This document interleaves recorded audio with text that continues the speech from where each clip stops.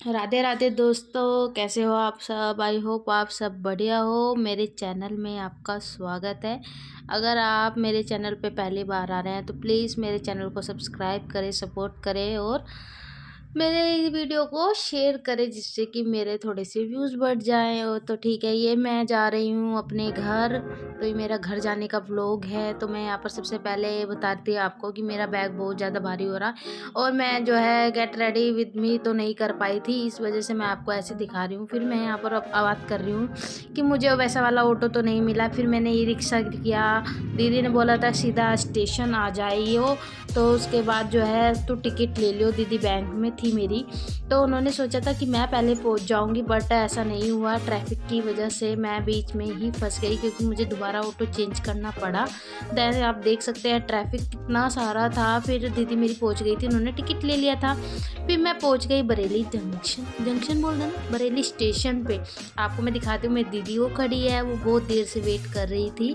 वो तो अच्छा हुआ कि हमारी जो ट्रेन थी 10-15 मिनट लेट हो गई थी। उसके बाद जो है हम एक साथ निकले दोनों के अपने प्लेटफॉर्म पे जाने के लिए। यहाँ पर दीदी भी मुझे बोल रही थी कि अपना फ़ोन संभाल के कोई छीन के ना ले जाए, क्योंकि भीड़ बहुत ज़्यादा थी।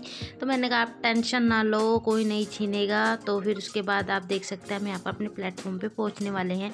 कौन कौन मेरी तरह कंफर्टेबल ना, हाँ कंफर्टेबल कपड़े पहनता है स्टेशन के लिए। मतलब कि मैं मोस्टली लोअर टी शर्ट ही पहनती हूँ। ट्रैक सूट मैंने इसलिए पहना था क्योंकि हम पहुँचते रात को, तो रात को ट्रेन में ठंड लगती, इस वजह से मैंने जो है ट्रैक सूट पहन लिया था, जिससे कि मुझे ठंड ना लगे। और यहाँ पर हमारी 5 मिनट और लेट हो गई थी, तो फिर हम यहाँ पर बैठ के वेट कर रहे थे। खाना हम लेके नहीं जाते हैं, क्योंकि हम मोस्टली तो जनरल से सफ़र करते हैं, लेकिन इस बार हमारी टिकट कंफर्म थी, तो इस वजह से हम ऊपर की सीट मिल गई थी और दीदी को नीचे की सीट मिल गई थी। आप देख लो, ये रिजर्वेशन वाली सीट है, तब भी क्या नाम आप भीड़ देख सकते हैं। सामने एक बंदा सो रहा था, इससे मेरी लड़ाई भी बज गई थी, क्योंकि इसने बैग सारे के सारे मेरी साइड रखे होते। तो मेरे को गुस्सा आ गया, मैंने कहा 1-2 बैग अपनी साइड रख लो भैया। फिर वो कह रहे कोई दिक्कत है कि ये वो, तो फिर कोई बात नहीं, मैंने कहा। फिर मैं ये दिखाती, बच्चे बहुत ज़्यादा शोर मचा रहे थे। फिर मैंने दीदी को भी वीडियो में लिया। वो मोस्टली खिड़की के पास बैठती है, नीचे ही बैठती, वो ऊपर नहीं बैठती। और मुझे ऊपर बैठना बहुत अच्छा लगता है, क्योंकि कोई डिस्टर्बेंस नहीं होती, कोई बार बार आता जाता नहीं है। तो इस वजह से आप मेरी शक्ल देख सकते हैं कि 4-5 घंटे के सफ़र में हमारी शक्ल ये हो चुकी थी। फिर मैं हमारा स्टेशन आने वाला, तो मैं नीचे आ गई। तो दीदी को मैं कह रही थी देखो हम कैसे हो गए, कैसे बैठे थे। फिर दीदी कह रही तू गोरी लग रही है यहाँ पर। अब मेरी देख शक्ल कैसी लग रही है। बेचारी अपनी स्किन टोन को लेके बहुत परेशान रहते हैं। फिर हम अपने स्टेशन पे पहुँच गए। उन्होंने फिर से मुझे बोला कि क्या ना, मैं तेरे को फ़ोन नहीं दिलाने की, अगर तेरा फ़ोन किसी ने छीन लिया और ना मुझसे भागा जाएगा। मैंने पहले बता दिया, अपना फ़ोन संभाल के रखियो।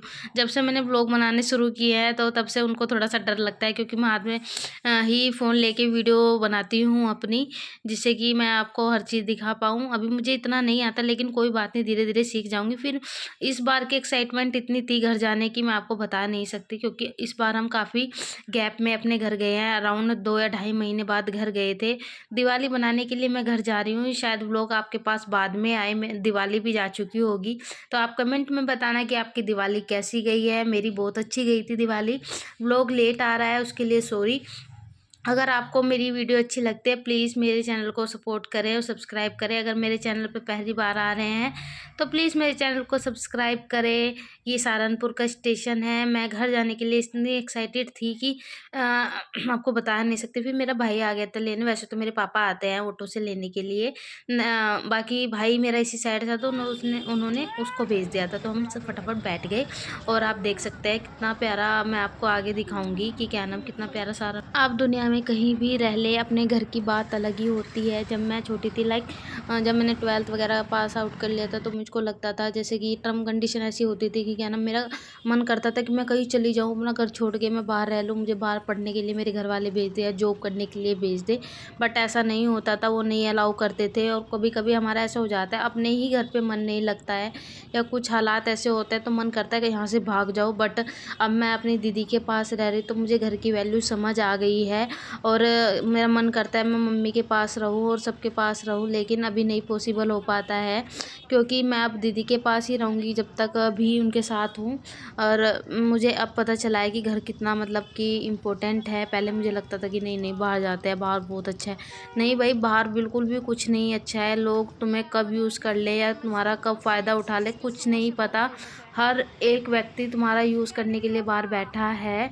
और तो इस वजह से मुझे बिल्कुल अच्छा नहीं लगता बाहर, मतलब कि मुझे हर एक दूसरे कदम पे ऐसा लगता है कि लोग कितने मतलबी हैं, कितने बुरे हैं और किस हद तक बुरे हो सकते हैं, ये हमें बाहर रहने के बाद ही एक्सपीरियंस होता है।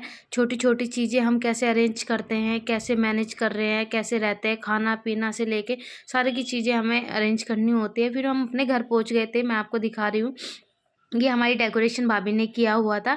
अभी तो थोड़ा बहुत डेकोरेशन था, जब कभी अपना घर होगा तो अच्छे से करेंगे। मैं आपको अपनी भाभी से मिलाती हूँ। भाभी रात के खाने की प्रिपरेशन कर रही थी, मैंने बोला आप हेलो कर दो मेरे दोस्तों को। तो फिर उसके बाद मम्मी ने मेरी दाल मखनी बनाई थी। आप मेरी दीदी का रिएक्शन यहाँ पर देख सकते हैं। लाइक इनको इतना अच्छा लग रहा था मम्मी के हाथ का खाना, तो ये मुझे कह रही थी सीख ले, कुछ देख ले। मतलब मैं खाना बनाती हूँ उनके पास रह के तो उनको सेटिस्फेक्शन नहीं मिलता मेरे खाने से, मम्मी के खाने से ही मिलता है। और सही बात भी है, मम्मी बहुत अच्छा खाना बनाती है। नेक्स्ट डे हमने सुबह जो है नाश्ते में पकौड़ी खाई थी, भाभी ने पकौड़ी बना दी थी।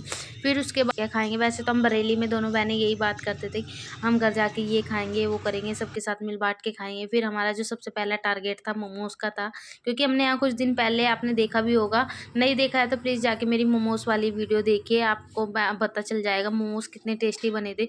उसी वीडियो को देख के छोटी बहन बोलने लगी कि क्या नाम उसको भी मोमोज़ खाने हैं। तो हमने जो है यहाँ पर मोमोज़ की जो है प्रिपरेशन कर दी। ये बताइए किस-किस के साथ ऐसा होता है कि आप कोई चीज़ थोड़ी बनाते हैं तो बहुत ज़्यादा टेस्टी बनती है, और अगर अधिक क्वांटिटी में बनाते हैं तो उसमें कुछ ना कुछ मतलब कि हो ही जाता है। यहाँ पर भी हमारे साथ ऐसा ही हुआ है कि हमने ज़्यादा बनाने के चक्कर में मतलब कि लाइक थोड़ा-सा हमारा मेजरमेंट जो है डिसबैलेंस हो गया था, लेकिन फिर भी अच्छे बने थे, ऐसा नहीं कि अच्छे नहीं बने थे। यहाँ पर आप देख सकते हैं पत्ता गोभी है और शिमला मिर्च है, गाजर है, और इसमें क्या नाम हमने एक जो है उसके अंदर की फिलिंग रेडी कर ली थी।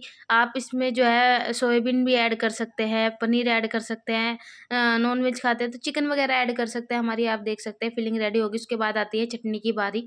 चटनी के बहुत से लोगों को क्या रहता है, चटनी बहुत ज़्यादा स्पाइसी पसंद है, मतलब उनकी दुनिया ही खत्म अगर वो स्पाइसी मोमोज़ के साथ ना खाएँ।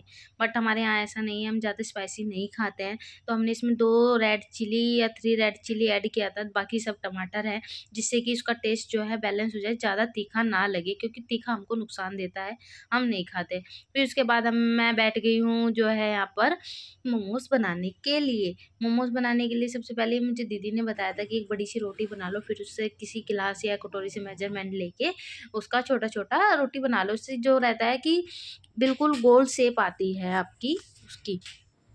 फिर इसका जो मैंने गिलास का मेजरमेंट लिया था ये थोड़ा छोटा हो गया था, तो मुझे थोड़ा-सा बुरा भी लग रहा था। फिर मैंने भाभी को बोला भाभी थोड़ा बड़ा लेके आइए, और मैंने इस बार कोशिश की थी, मेरी पहले वाली मोमोज़ नहीं बनी थी। ऐसा ही होता है जब हम किसी को बना के खिलाने वाली बात आती है तो कुछ ना कुछ गड़बड़ होती रहती है। फिर उसके बाद बड़ी कटोरी आ गई थी इसका, फिर मैंने मेजरमेंट लिया तो फिर बननी स्टार्ट हो गई थी।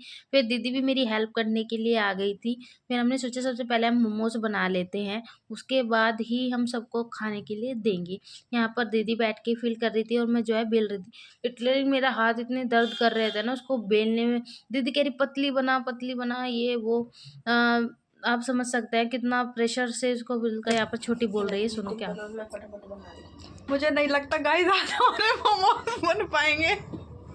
दोनों बैठ के वेट कर रहे थे कि उनको मोमोज़ खाने को कब मिले और कब उनके आगे आए। तो मैंने कहा भाई तुम बनवा नहीं रहे, और मस्ती मजाक भी चल रही थी और मोमोज़ भी बने थे। फिर दीदी ने फ्राई वाली मोमोज़ करी थी, मतलब कि पहले हमने इसको स्टीम किया, दैन उसके बाद इनको फ्राई किया। फ्राई करके बहुत ज़्यादा टेस्टी लग रही थी और सबको हमने सर्व किया, तो सबका जो है सबको अच्छा लगा। मतलब कि ऐसा नहीं कि मैं कह दूँ कि नहीं अच्छा नहीं था, बहुत अच्छा था, बस उतना अच्छा नहीं था जितना मैंने फर्स्ट टाइम अपने यहाँ पर बरेली में बनाए थे 2 बहनों के लिए। वो ज़्यादा टेस्टी थे, मतलब लिटरली उनका टेस्ट तो अपर लेवल था एकदम। फिर जो है ये मैंने थोड़े से तवे पे फ्राई किए थे, और मम्मी ने मुझे जो है पीतल का गिलास गिफ्ट किया है। और मिलते हैं प्लीज़ नेक्स्ट व्लॉग में। आप मेरी वीडियो को सपोर्ट कर दिया करो।